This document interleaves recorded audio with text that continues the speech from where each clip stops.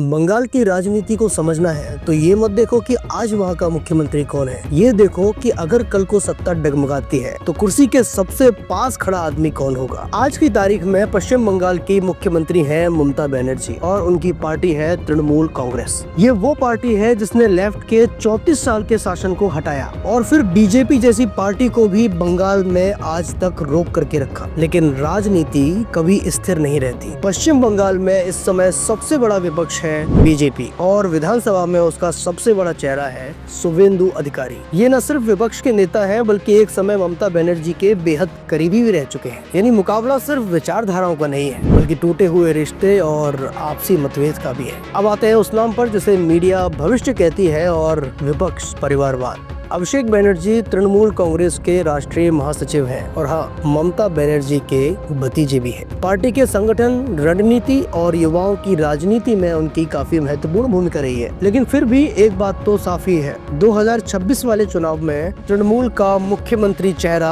अब भी ममता बनर्जी ही है। मेरे हिसाब से अभिषेक बनर्जी आज तो नहीं, लेकिन भविष्य की राजनीति में एक बड़ा नाम जरूर हो सकते हैं। बीच में कांग्रेस और लेफ्ट भी है, लेकिन सत्ता तक पहुँचने के लिए उनको गठबंधन और चमत्कार दोनों चाहिए होंगे। तो सवाल ये नहीं है कि 2026 के चुनाव में तृणमूल सत्ता में रहेगी या जाएगी, बल्कि सवाल तो ये है कि अगर ममता बनर्जी ये चुनाव जीतती भी है तो क्या ये उनका आखिरी चुनाव होगा, या फिर अगर वो हार जाती है तो बंगाल की राजनीति इस बार सालों बाद कौन सा नया चेहरा देखेगी। यही वो सवाल हैं जिनके जवाब आने वाले महीनों में बंगाल खुद लिखेगा। आपके इसके बारे में क्या विचार हैं, कमेंट्स में मुझे बता सकते हैं।